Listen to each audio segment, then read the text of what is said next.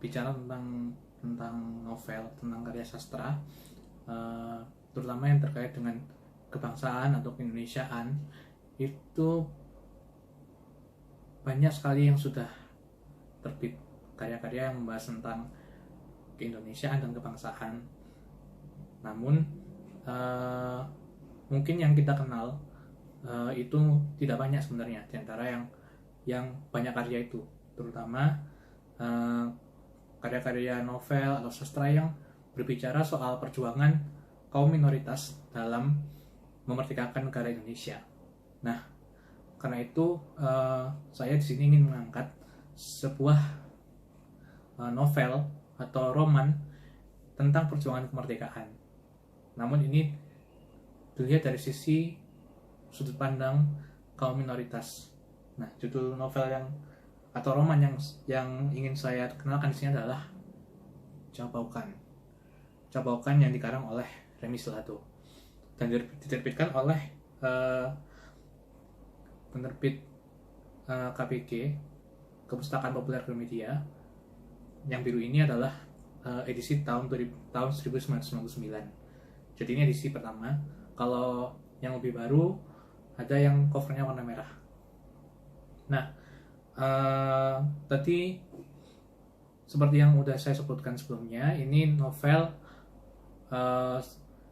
tentang perjuangan kemerdekaan juga sebenarnya. Dan ini diceritakan dari sudut pandang kaum minoritas yang mungkin bisa ditebak adalah kaum Tionghoa. Nah, awal mula cerita novel ini adalah seorang kebangsaan Belanda namanya Nyonya Dirkhoff yang warga negara Belanda, namun merupakan keturunan dari dua orang yang ada di Indonesia, hidup di Indonesia, yaitu orang Betawi yang namanya Siti Nurhayati, atau di novel ini dipanggil dengan nama Tinung, dan juga Tan Peng Liang. Tan Peng Liang ini seorang Tionghoa. Nah, tapi menariknya yang menjadi semacam teka-teki dalam novel ini adalah Tan Peng Liang yang menjadi suaminya Tinung ini ada dua orang, yaitu ada Tan Peng Liang yang dari Bandung dan ada juga Tan Peng Liang yang dari Semarang.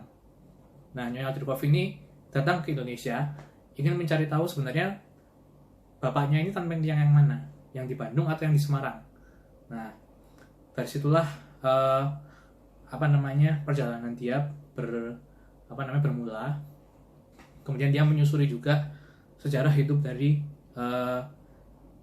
Siti Nurhayati atau Tinung, bagaimana dia bisa bertemu dengan Tan Peng Liang yang dari Bandung, Tan Peng Liang yang dari Semarang, dan bagaimana tokoh-tokoh di sekitar mereka ini, Tinung dan terutama Tan Peng Liang itu hidup di tengah-tengah kondisi Hindia Belanda pada waktu itu. Jadi ini ceritanya mungkin sekitar tahun 80-90-an gitu ya. Jadi Nyonya Dirkhoff ini datang ke Indonesia sekitar tahun 90-an atau 80-an ke Jakarta untuk menelusuri asal usulnya. Jadi sebenarnya dia ini anaknya Tan Peng Liang yang mana gitu kan. Karena Tan Peng Liang yang satu yang dari Bandung itu terkenal dia sebagai rentenir, orang yang sangat kejam gitu ya, yang suka menyengsarakan masyarakat di sekitar dia. Tapi Tan Peng Liang yang di Semarang ini justru sebaliknya, dia adalah orang yang terkenal berjasa, ikut berjuang dalam kemerdekaan Indonesia. Jadi dan Tan Peng Liang ini mencerminkan mencerminkan kondisi masyarakat Tionghoa pada waktu zaman pergerakan, di zaman menjelang Indonesia merdeka, yaitu ada kelompok Tionghoa itu yang tidak terlalu tertarik dengan yang namanya nasionalisme Indonesia pada waktu itu, pada zaman pendudukan Belanda tahun 1900-an awal. Jadi di awal abad 20. Di sisi lain ada juga kaum Tionghoa itu yang punya semangat untuk ikut berjuang mendirikan negara Indonesia, yaitu yang diwakili oleh Tan Peng Liang yang dari Semarang ini. Jadi itu menariknya novel Cabokan ini. Jadi dia menceritakan perjuangan kemerdekaan Indonesia tidak hanya dari sudut pandang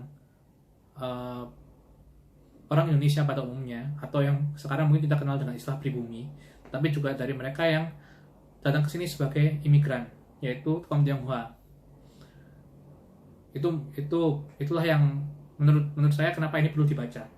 Selain itu, dari temanya sendiri sudah menarik, dan juga dari presentasinya pun juga menarik, karena pengarang novel Cabokan yaitu Remy Silato ini adalah seorang ahli bahasa juga, dan di dalam novel ini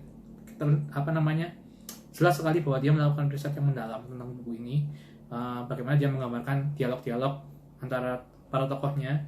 Jadi benar-benar menggunakan yang orang Betawi menggunakan benar-benar logat Betawi, kemudian yang orang Tionghoa juga berbeda-beda, ada yang logatnya orang Tionghoa dengan bahasa yang bercampur-campur bahasa Sunda yang di Bandung, kemudian ada juga yang logatnya bercampur dengan bahasa Jawa Semarangan, yaitu Tameng yang dari Semarang gitu ya.